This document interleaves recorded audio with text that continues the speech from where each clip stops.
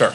Can you elaborate a little bit on how transgender reassignment surgery might impede battlefield readiness? I will tell you this, as an individual who started out as a private and served for over 3 decades, there are many people that want to serve in many capacities who are unable to. If you're allergic to bee stings, if you have type 1 diabetes, though you might want to serve, you cannot. If you want to fly an F-16 but can't correct your vision appropriately, you cannot fly an F-16 or anything else. And so there are many people that want to serve.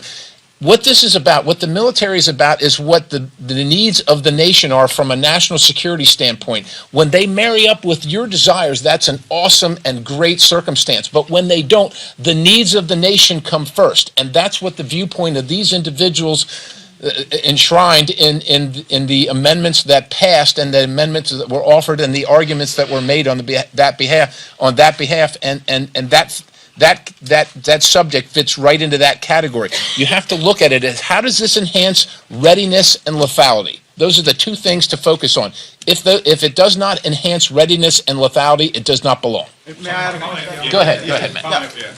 I would add, we learned in the House Armed Services Committee that for every $1 we spend on gender reassignment surgeries in the military, we have to spend $4 additional on the appending psych medical that goes along with that. So why we would engage in an activity that causes an even accelerated cost structure around psych is very strange to me, and I'm grateful we got amendments to stop paying for those surgeries. And also, another important thing on this trans issue is the Exceptional Family Member Program. My colleague, Mr. Norman, may want to address this, but that program was reserved so that if someone in the military had a family member with a unique heart ailment or something that required an intense medical treatment, that they could use that, and that pot of money was getting robbed for people to go get gender blockers and embrace radical gender theory.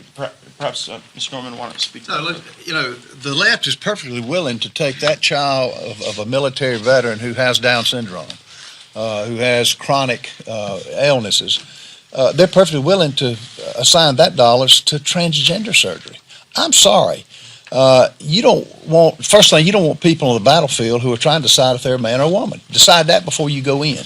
We want you to decide when you go in, you're going to protect and defend the freedoms of this country. That's what's lost. And when we don't have the money to fund our military, and we're going to fund it for transgenders, the 0.5 to 1% of the population, it doesn't make sense. As Scott and the others have said, it's crazy what's being done to this country now, and we're stopping it. And every one of these people behind me are willing to do that. Admiral, do you have something to add? Yeah, I was just going to say real quick, as a physician who practiced medicine in the military for 25 years, I'll just go. I'll also tell you that there's always a clear distinction in the military between what's required and what's elective procedures. And the military in general just does not pay for or encourage or fund these elective procedures, which these gender transition surgeries and the hormonal therapy and everything else that goes along with them clearly fit into that category.